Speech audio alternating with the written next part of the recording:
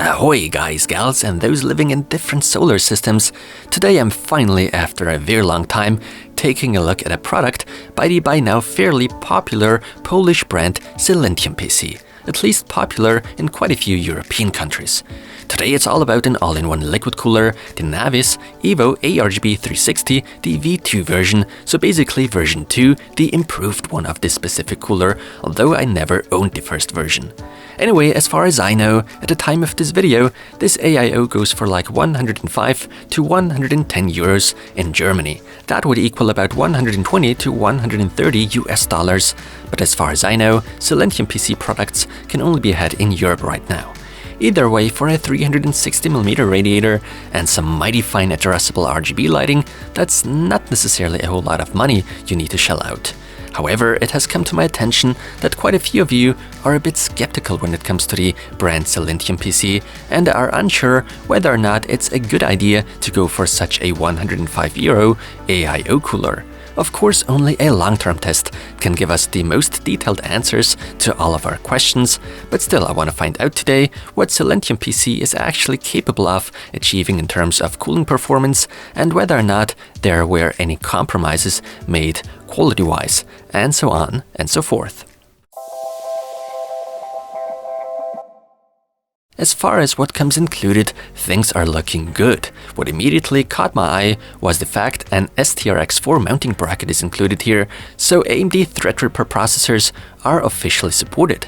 Besides fairly well-built fans, which feature the usual PWM connection and standard 3-pin ARGB connectors, all of which can be hooked up with each other, there also is an additional cable for ARGB 4GB motherboards, a small tube of thermal paste, as well as an ARGB controller of a slightly different type. Also, it comes with a SATA power connection. That controller goes by the name of Nano Reset Controller, and as the naming already suggests, it connects with your case's reset button in order to change colors and effects. The only drawback being you no longer have an actual reset button for your PC. But then again, compared to the majority of other included controllers out there, we don't have to open a case to change colors and effects that way. So there are advantages as well as disadvantages to this approach. It comes down to personal preferences. As usual, with me being the lizard I am, I laughed somewhere deep down inside of me when I read that hilarious text by SilentiumPC on the box while unboxing. This goes to show that it doesn't always have to be dead serious marketing. Whoever did this and had the idea over at SilentiumPC deserves a massive thumbs up from me. As very much mostly expected in this price range, we get a 28mm thick 360mm aluminum radiator that does appear to be of pretty good quality actually. Instead of real metal fittings though, on the radiator and pump unit, for decoration they decided to go with those springs, which admittedly don't even look bad. The pump unit, or rather water block on the other hand, makes a rather cheap impression, an impression that only gets confirmed when touching that relatively cheap plastic. This however is not the end of the world, at least I hope so. What really manages to greatly convince me though is that premium sleeving, braiding, whatever, on the rubber tubing. The tube length comes in at a whopping 460mm that I find to be great, especially when working with bigger cases. A bit counterproductive in that matter is the fact, in my opinion at least, that the fan cables are kept fairly short. They plug into each other, which in itself is good, but if we have to mount the AIO cooler not to the top of our case, but in the front instead, things can and will get ugly when it comes to cable length. A quick and dirty fix to this issue would have been to simply include an extension cable. So keep this in mind and be prepared for it when actually picking up this unit. With the fans mounted onto the radiator and the ARGB controller connected, the Navis EVO ARGB cooling unit makes a good impression. There's plenty of RGB bling bling going on here. Needless to say, there also are people out there that simply dislike the latest illumination trends, but remember, turning off the lighting means a deduction of 10 points in the PC master race level. Be warned. What makes me happy, especially as a proud owner of a Threadripper CPU, that relatively large copper base today's Navis EVO ARGB is offering us. And as already mentioned in the beginning, those huge STRX4/TR4 sockets by AMD, besides all the usual and even slightly ancient ones, are fully supported by today's AIO liquid cooler. the pump connects and draws its power from SATA, which also means that the pump was not designed to operate at different pump speeds other than a constant 2500 RPM in theory. Luckily though, it's very quiet. The benefit of directly hooking up the pump to such a power source is less pump noise that sometimes, depending on the model, can occur when the motherboard's in charge of controlling the pump, at least from my experience. This, however, can go both ways. Power supplies that don't output the super exact amount of voltage the pump requests for could also cause some undesired pump noise. Although today, in my case, I certainly can speak of a silence pump of the best kind.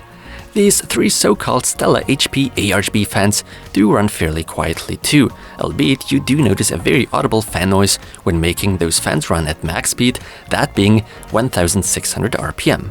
So that's my subjective perception on the noise levels. The installation went down fairly normal. Nothing really did stand out positively nor negatively.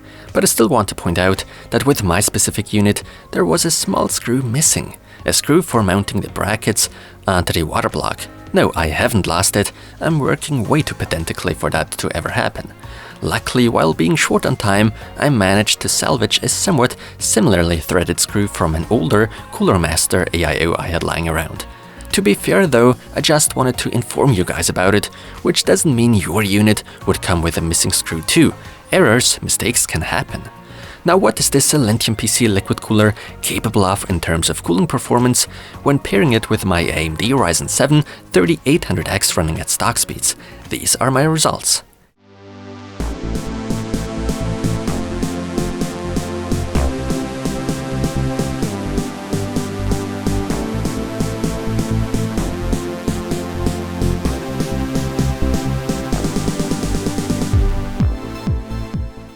Short and sweet, let me tell you, the Navis EVO ARGB 360 V2 definitely is no performance wonder and doesn't manage to take the crown.